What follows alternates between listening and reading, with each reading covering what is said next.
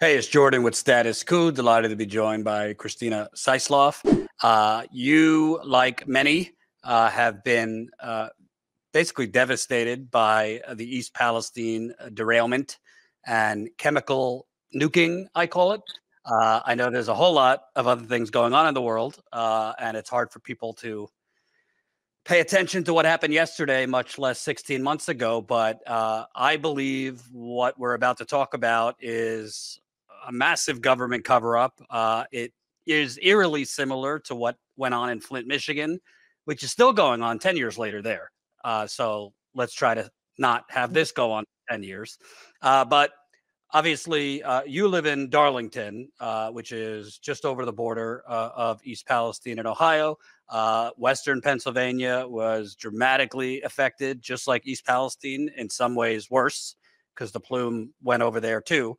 And you, like other residents, have seen EPA workers on the ground there, CDC workers on the ground there, Norfolk Southern workers on the ground there. So you've been seeing in recent weeks workers by the tracks, and it seemed like they were doing something, some kind of digging, correct? Right.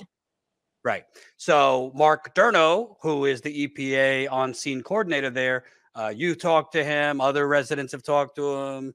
Other residents have, recorded conversations with him where he didn't know he was being recorded.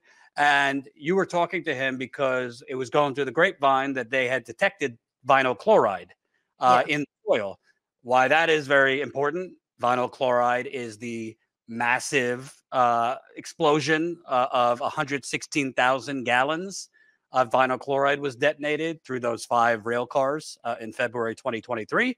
But the EPA, Norfolk Southern, would have everyone believe just magically it disappeared. And they say they haven't been detecting it in the air, soil, water, etc. But you and others were hearing that they did. So you reached out to Mark Durno. Can you tell me about those conversations before we show the text messages? Yeah, I had decided to meet with him to ask him some questions regarding sampling, actually. But then I had asked him because myself, others in town, like you had just said, he had been noticing them digging things up. And some other people had told us that they were working on a hot spot. So I said, well, what does that mean? That's what I asked Mark about. And he said, yeah, they've been digging up vinyl chloride. And this hot spot that they were working on, do you remember around the time that was? The beginning of maybe the beginning of middle of May was whenever I first started noticing them digging. And I noticed they were digging like a couple weeks before a lot of other people noticed. So I was like, well, I don't know, maybe they're just moving other soil. And then some other people started telling us about a hot spot. So a couple things. Number one, I was there at the end of April. It was my first time there. Lewis, my colleague, who you've talked to a couple times, he's been there 5 times, but I was there first time in April. I got sick within 2 minutes of being inside someone's home. Even with the full air purifier, the fan going, I had a splitting headache. I kind of felt loopy and delirious. I don't really get headaches, so clearly it was coming from chemicals. The residents I spoke with there told me they get this every day and they have worse symptoms because they're living there. We were gone for 10 months. We were relocated for 10 months. And over those 10 months, I would come back maybe for an hour or so thinking that, I was going to clean the house or I was going to do something, and I would get sick and have to leave. And then they ended the relocation program. And we moved back, and I've been sick ever since. Come back to the hotel room, my hands would be peeling. Well, then I started vomiting and passing blood. And he was having bowel movements. And I'm like, this blood. Is your poop. Yeah. Was passing blood. Common denominator. What's a common denominator? As soon as I stopped going into town for those 3 days, it all stopped. Then I went maybe 3 minutes down the road to Chrissy Ferguson's home. We were talking on the porch outside, and I had a splitting headache and kind of a pressure under my eyes. And she lives over the contaminated creek. Right. So that's in April of this year. That would be 14 months after this, when they're all saying, the EPA, Norfolk Southern, nothing to see here. Our testing is not showing chemical contamination. So then they're digging, and he just casually tells you there's a hot spot and they're detecting vinyl chloride. So you asked him, and I have the text messages here. This was your text message. And, you know, he might not like that you gave them to me, but the bottom line is, I think it's a little more problematic that the EPA is detecting a cancerous, highly toxic chemical and not notifying the public. So you asked him, you know, did you notify the public? He said, no, nothing was posted on our website. It's important to note that the VC was just above the very conservative screening level. I don't know what that really means. Do you know what that means? Because I don't really know what they consider the conservative screening level. I do know they've been saying for 16 months they're not detecting vinyl chloride. So it seems pretty problematic to me that they did. He, I guess, credit that he told you, but he's not telling the public. Right. And it's in the soil. So how deep in the soil was it? Is it compromising groundwater? When did you detect it? Because they dug it up, we believe, in May, but we don't know when they detected it. Why didn't you tell the public? These are all questions I reached out to the EPA to ask, and they got back to me, frankly, with a vague bullshit statement, just calling it a low level of vinyl chloride, which, again, I don't know what that means. What they think what they claim is low level, I have experts who would disagree, and they're on the record in this story. They wouldn't tell me the date. They just said early spring. So it just seems like it's a cover up, and they also dug it out. He told you they dug it out, but not to worry about digging it out. He used highly technical terms. Here's what he said. The levels are so low that any off-gassing would not be a concern, even to sensitive populations. And we had no VC air detections from air sampling during this activity. I don't know about you. I don't live there, but number one, it's kind of common sense. You don't have to be a chemist. If you're digging it out of the soil, it doesn't just disappear. So I don't really know how they're saying they didn't detect it in the air when you're detecting it in the soil. We do know that there's been experts questioning what they're testing with, claiming that they aren't using the proper equipment. Durno has even acknowledged that they're using equipment that will not detect lower level contaminations that could still pose a threat to public health. But they won't tell you the date. They won't tell you the levels, but trust us, it's not in the air. Your thoughts? I think they should have, because we've asked for over a year now for them to be transparent with us. And being that it's vinyl chloride or anything else that could be related to the train derailment, they should be telling the community about what they're finding, because we've asked them to numerous times to just tell us, and they just refuse to. So whenever you go and you don't say anything, it just makes us question what else is there. Right. And I want to read a couple things from experts, because since the EPA, who's supposed to be the experts, won't answer simple questions. These aren't gotcha questions. They're very simple. Could you tell me the date you detected this?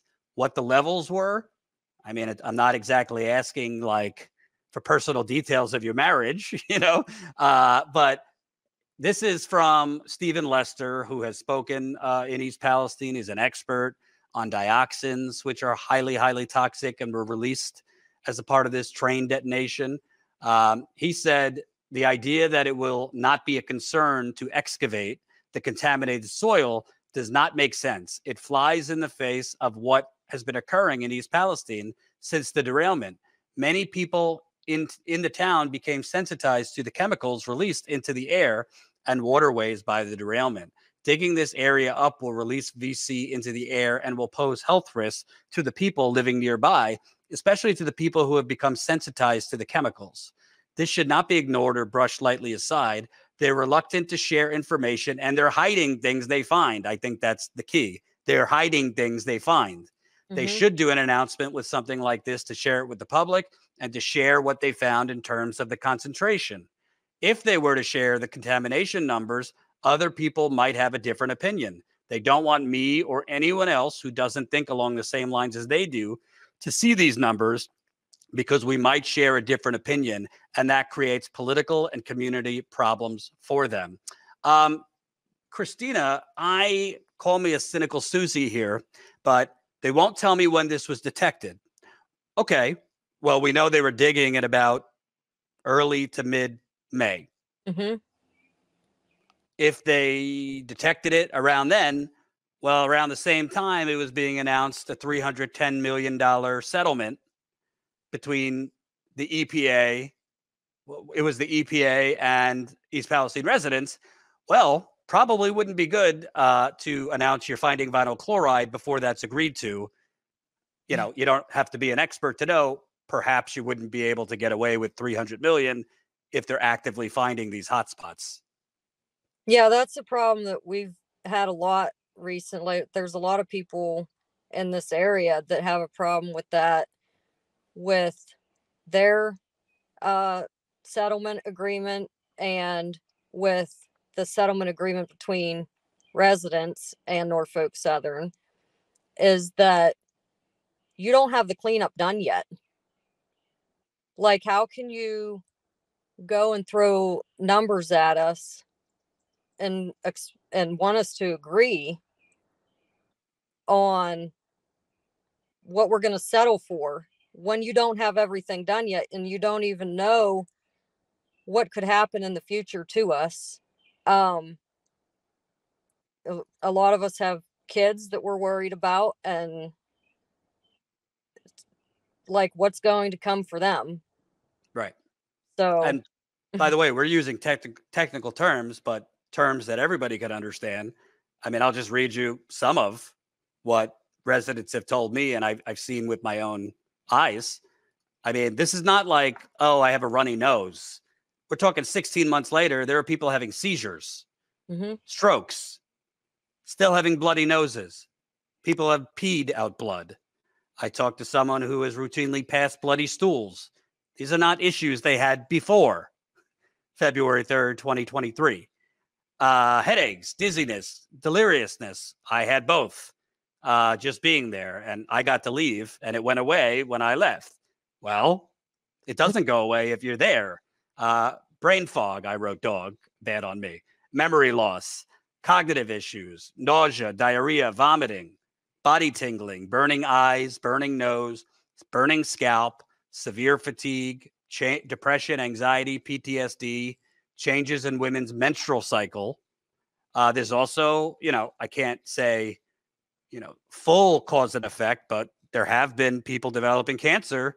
One was a man in Pennsylvania, had to get double breast mastectomy. It's, breast cancer in men is fairly rare, and vinyl chloride is linked to a lot of these illnesses. And then this year in August, I was diagnosed with breast cancer. I've gone through 2 surgeries in 5 weeks. I had surgery in July, had a double mastectomy, went through 4 rounds of chemo. Not out of the woods yet.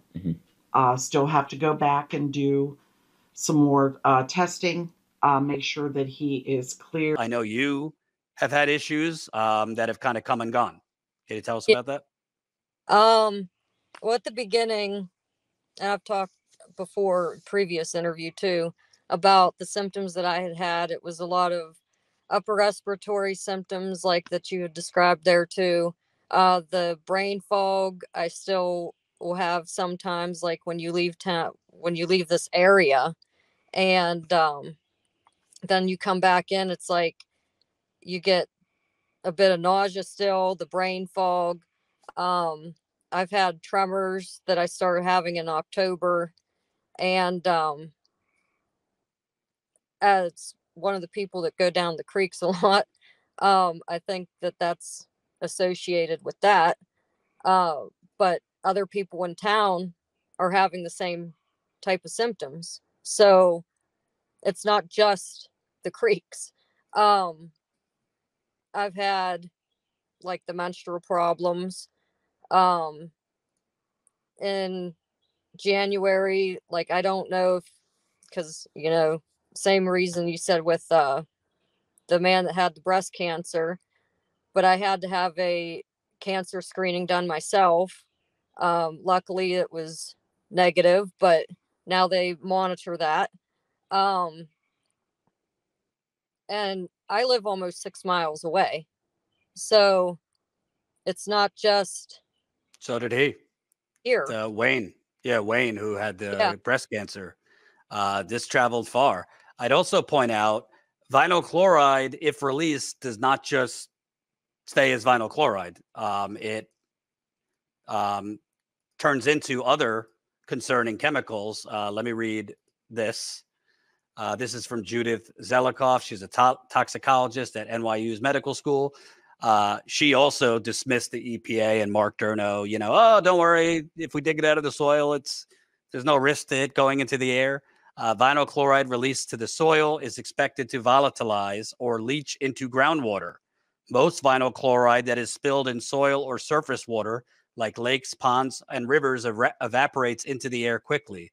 VC in the air breaks down in a few days, resulting in the formation of several other chemicals, including hydrochloric acid, formaldehyde, and carbon dioxide. Once it is in the environment, vinyl chloride is broken down by sunlight in a few days and changes into those other chemicals. I could tell you formaldehyde, not so good to inhale. Carbon dioxide isn't either. Neither is hydrochloric acid. Erin Brockovich agreed that digging out the vinyl chloride posed a risk to nearby residents. VC is dangerous, which is why they were aerating the streams. She added the EPA's quote, silence is their response, referring to the agency not notifying residents after it detected the vinyl chloride. Leslie Pacey, who is with the Government Accountability Project, she criticized the EPA, saying it has a duty to protect public health and a duty to warn residents of potential health threats. The moment EPA found the vinyl chloride, they should have alerted the public. And now that the information is leaked out, it's time to come clean about all the details of the vinyl chloride discovery and remediation. By the way, according to National Cancer Institute, exposure to vinyl chloride poses an increased risk of a rare form of liver cancer, as well as primary liver cancer, brain and lung cancers, lymphoma, and leukemia. Beyond the direct threat of vinyl chloride, when it's burned, it produces carbon monoxide, hydrogen chloride, carbon dioxide, and phosgene. Phosgene was banned because it was used as a chemical weapon in World War I. It's banned in the use of war, but phosgene was released during the quote unquote controlled burn, which was not a controlled burn. It was a reckless, uncontrolled chemical detonation. Zelikoff stressed the importance of knowing what the levels of vinyl chloride the EPA detected were. The dose makes the poison, she said. She also emphasized she had, quote, great concern about the phosgene that was released during the train explosion. I mean, you don't need to be a chemist, a physicist, a doctor. Number one, the fact that they are detecting vinyl chloride in the soil, even if it wasn't 16 months later, let's say it was a few months ago and they've been hiding it, it's still kind of remarkable that it's still in the soil. I would assume if they're finding it in the soil at the derailment site, that it's probably elsewhere. And either they're not adequately testing or, And they haven't said anything. At the derailment site, from what we have seen on maps, it wasn't even where the burn pits were. It was closer to Pennsylvania than where the burn pits were at. Right. Right. And by the way, I mean, it's not like the vinyl chloride just stays calm in the soil. As there's weather changes, It moves down, it moves up. So it could be moving down into the soil or up into the air. And, you know, he made a point in your text messages to say it wasn't near any structures. Okay, but if you're digging it out, it's then going into the air. It doesn't just, you know, stop. Right. That's the railroad tracks, or the derailment site is basically in the middle of town. I mean, it's a heavily trafficked area. There are people residents live nearby. And it's just remarkable to me because I was just there. And this is why it's obviously different than Flint, but it's very similar in terms of they're basically just telling you, don't believe your symptoms. Everything's fine. If everything was fine, why didn't they just, as soon as they detected this, issue a statement or, you know, we detected a quote low level of vinyl chloride. Here's the level. And, you know, to the best of our knowledge, we're not finding it elsewhere. What are your thoughts that they chose not to say this, and they won't even respond to me with the specifics? I think it just makes things look more shady. Like, there's so many questions that we've asked them that they just go and deny things. Now, like with the comment about the phosgene, initially I was told for months down where I live that phosgene, we got hydrogen chloride, phosgene, and PM 2.5. But now they're backtracking on that too and saying we just were exposed to hydrogen chloride and PM 2.5. And the phosgene comment, my concern is if it was outlawed for use in warfare, then why is it okay to burn it over residents in your own country? Well, we know the answer is it's not okay. And they didn't have to do it. Right. And Norfolk Southern was advised many times not to by the owner of the chemical. This is the thing that I find crazy. And we live in this up and down world where, I mean, on stories like this, you could break major stories and the mainstream media will not pick it up. They just don't give a shit. Either because they're lazy or they just want to, you know, move on and sweep it all under the rug. But a couple months ago, you had the NTSB chair testify to Senator Vance of Ohio that Norfolk Southern was repeatedly warned not to blow up those cars, that there was no need to, that the cars were cooling, which totally debunks the whole there was going to be an uncontrolled explosion. And they hid that information from Governor DeWine and the fire chief. So when they were recommending, hey, we need to blow up these cars, they hid from them that the owner of the chemical cars were saying, no, you don't. So you would think there, I don't know, might be calls for like a criminal investigation. Nope. Vance, nope. Sherrod Brown, nope. Governor DeWine, who had the information hidden from him, crickets. It just seems like, I hate to say it, but it seems like the EPA is working overdrive to, they say they're holding Norfolk Southern accountable, but I see the opposite here. To a lot of us, it seems that Norfolk Southern gets away with a lot of stuff. And also in the agreements that they have on the table for settling their lawsuits, Norfolk Southern doesn't have to say that they did anything wrong. So, like, they like to bring up, well, $600 million or however much, 300 and some $million. That says that they did something wrong, but they don't have to acknowledge it on paper that they did anything wrong. And I got to tell you, I hate to keep bringing up Flint, but there are a lot of similarities. Flint, Michigan got $600 million, and that settlement, you know, 200 million of it goes to lawyers. I'm not necessarily opposed to lawyers getting paid because there's a lot of lawyers that worked on that for years. However, Flint, Michigan right now has one of the fastest growing cancer rates in America because of the lead and other things that were in that water. Well, $400 million to the residents is not going to do much for cancer and other things. They calculated it, and you know, each family might get enough for like a used car.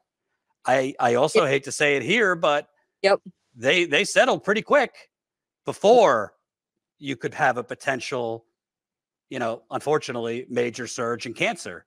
So who's going to pay for people's medical bills? You're not getting Medicare for all. You're not getting even like a Medicaid expansion. So the fact that they're not telling people, even when they're detecting, quote, a low level, which you don't know, because they could say something's at a low level, and then these independent experts could say, no, that's not a low level. And by the way, even if it were a low level, that's coupled with the other chemicals you're being exposed to.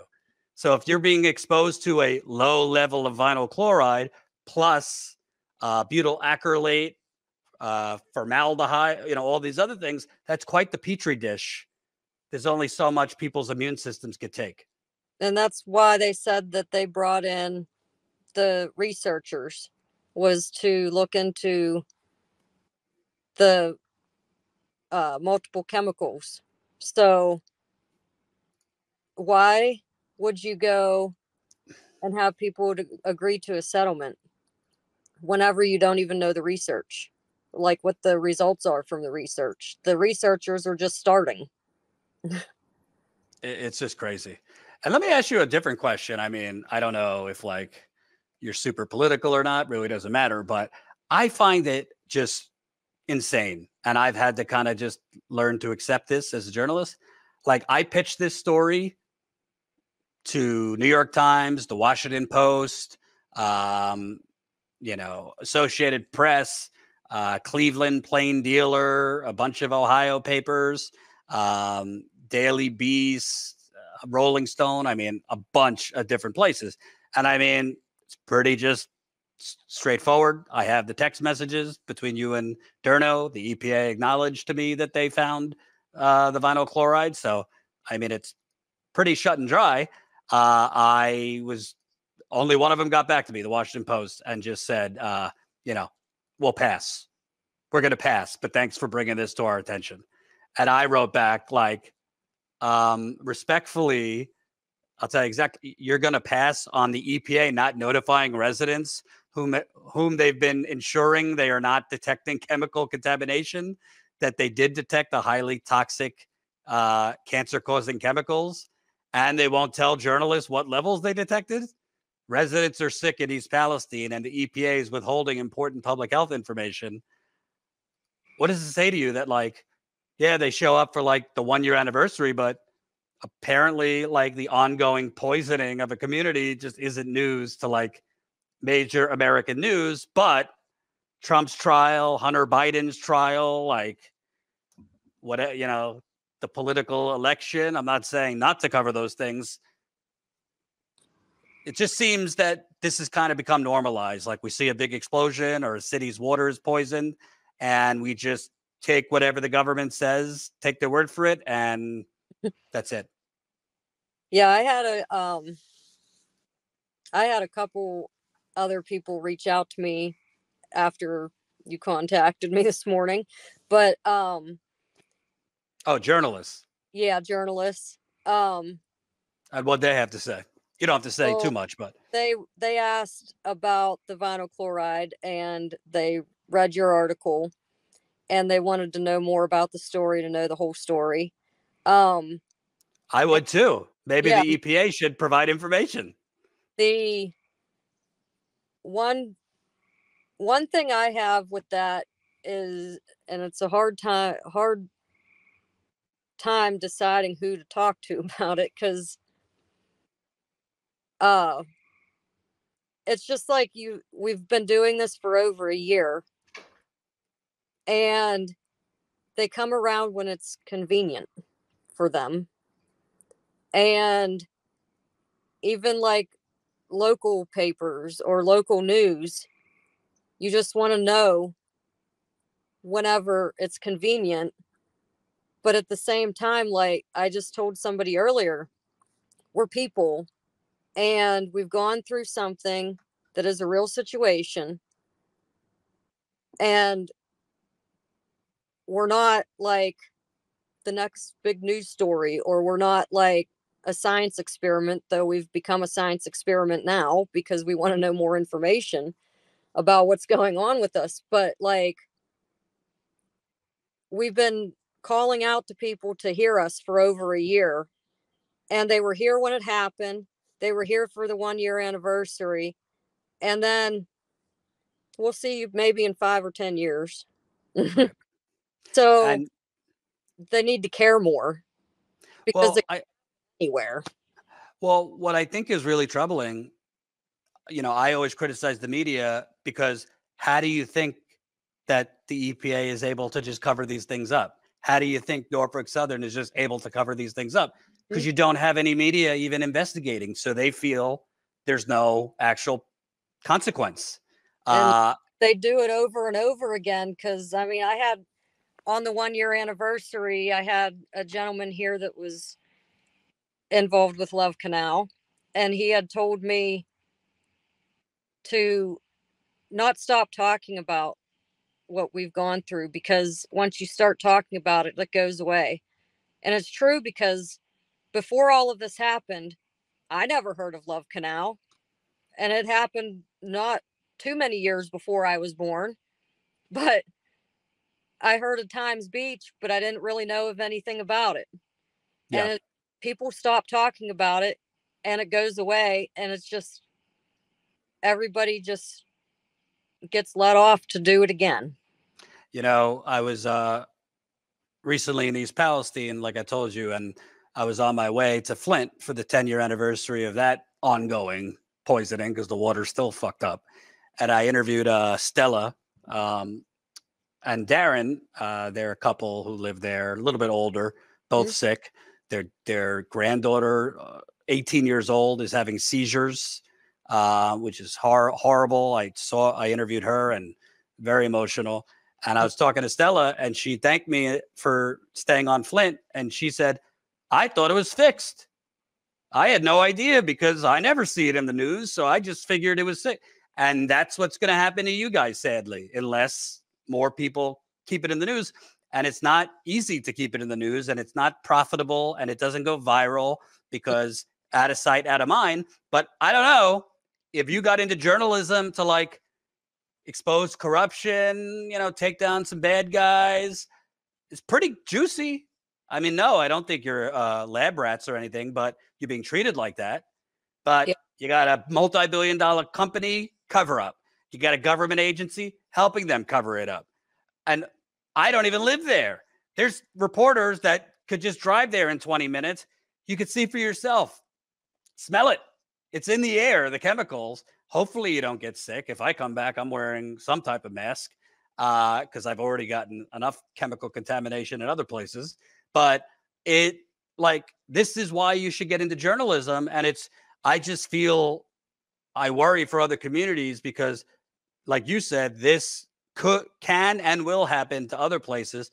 It might not be a train explosion by you. It might not be them poisoning your water. It might be a plastics factory going out fire. It might be BP, releasing stuff, which is happening in Indiana that are making people sick.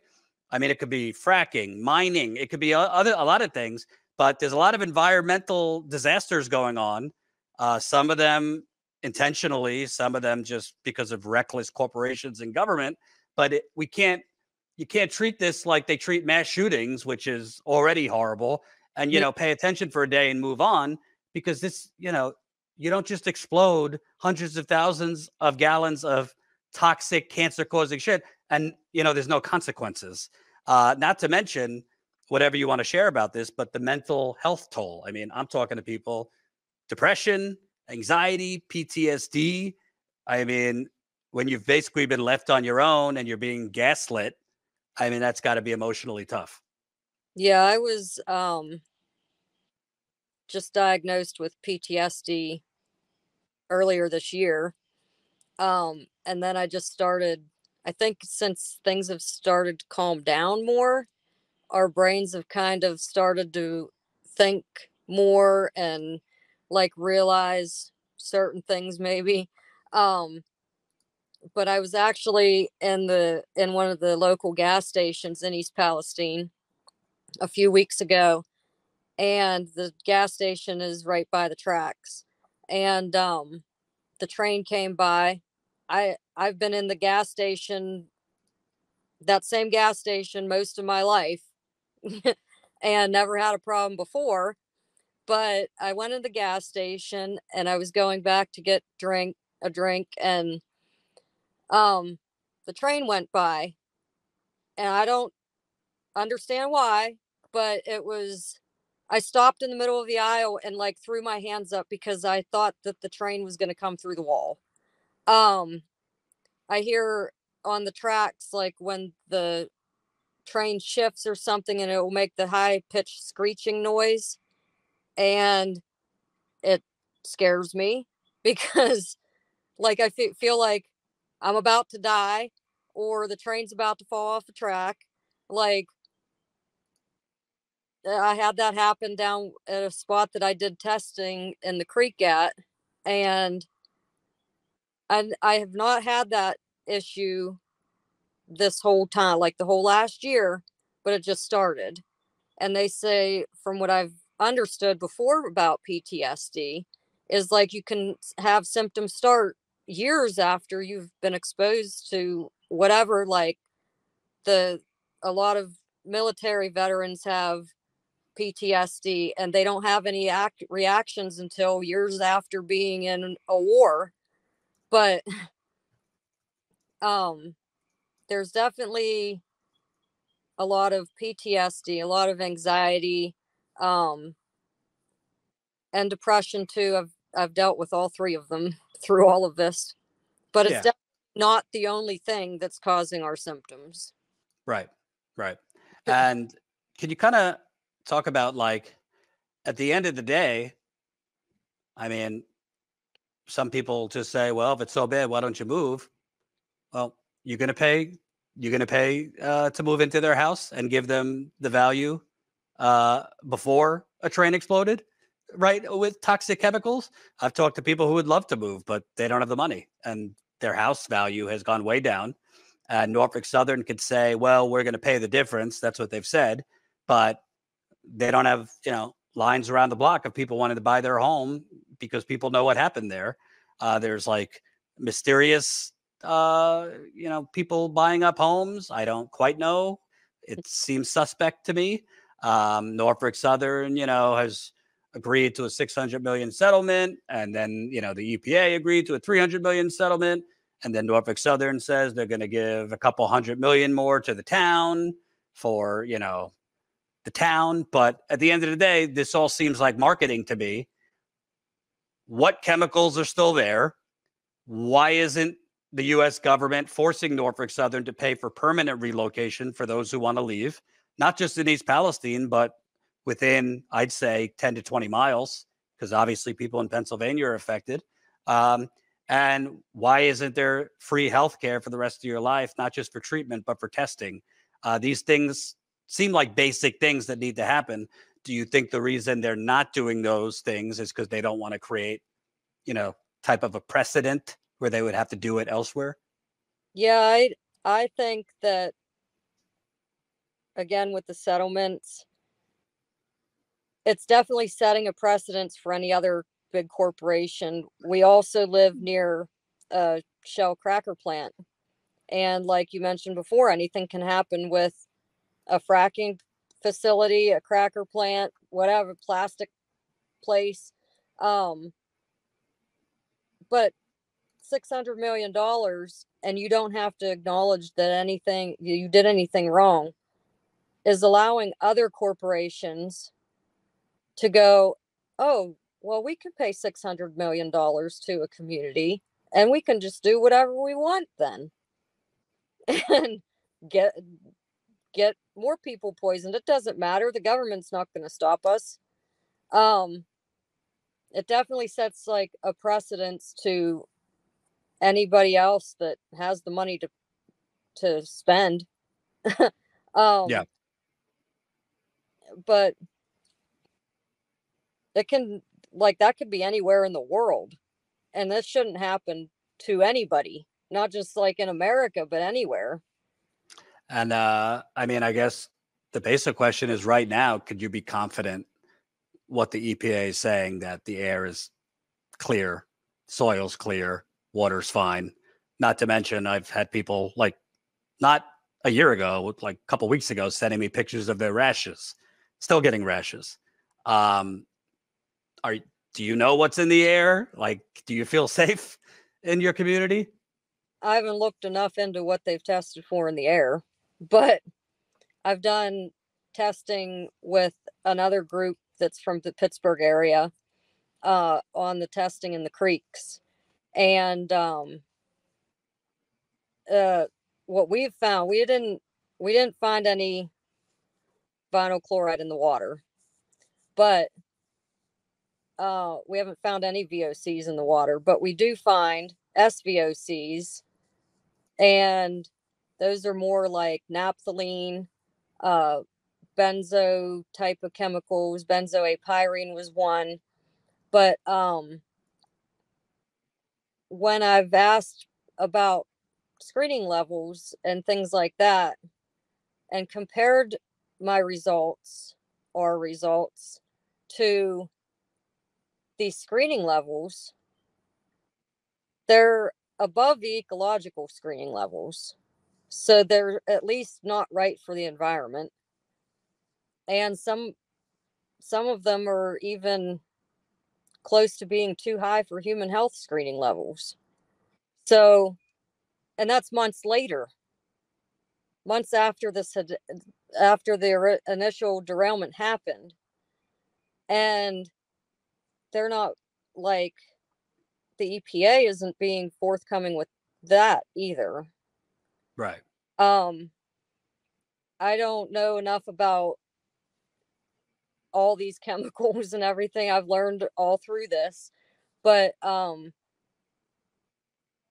you just can't tell people that everything is fine. And You have friends in the community and East Palestine that you know that are having health problems. Yeah, I still have people that in my own house that have problems, and my neighbors. Yeah. And I mean, what does it say to you broader in America right now? I mean, if you turn on the news, it's going to be Hunter Biden because he was found guilty today. Trump, Biden, obviously, you know, what's going on in Gaza. I think that should be covered. But what does it say to you that kind of like our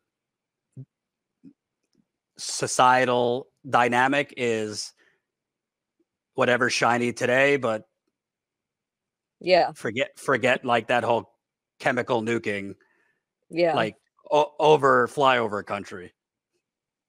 If you know, like, I just talked to somebody earlier about this, about how, like, the media came in and we're talking, and like all these media people, they want to talk to us, and it's overwhelming at a point.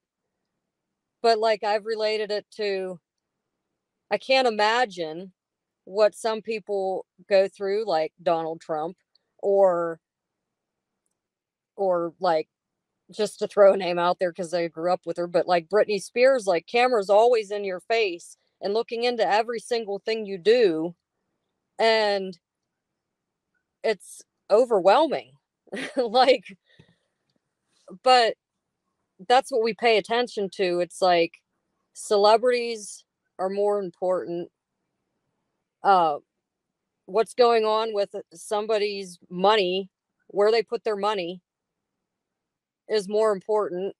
I was just talked to my mom about it. Like, we compared with Donald Trump and whatever he did with Stormy Daniels, I think is her name. That's sort of like, to us, between him and his wife. It was the same thing with Bill Clinton and Monica Lewinsky. Yeah. Between you and your wife, the whole world doesn't need to know about that.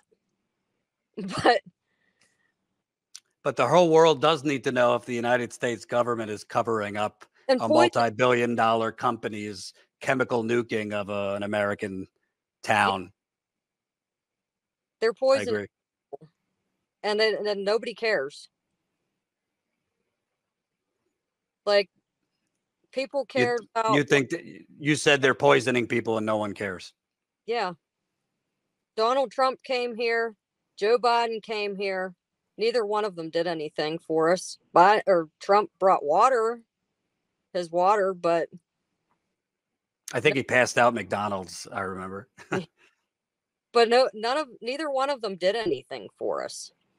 And people don't realize Biden spoke in a candle shop because Yeah. that's where they're holding events, because I guess it covers up the smell while he's telling everyone we're holding Norfolk Southern accountable. Mm-hmm. It's crazy. Well, we will stay on it. I'm going to finish this interview by airing a documentary we did, kind of a short little documentary on East Palestine. So for those who are coming to this for the first time, John Farina put this together, and it shows Lewis's reporting in East Palestine in the first year. He was there 5 times. And I want to keep going back. The only way we could prevent this from just being lost into the ether and swept under the rug like so many others is by staying on it and doing whatever we can. I mean, we're not a big outlet, but I'm able to, get some traction on these stories. So definitely support us if you can as a member, $5 a month. And thank you for joining us and telling this story. Thank you.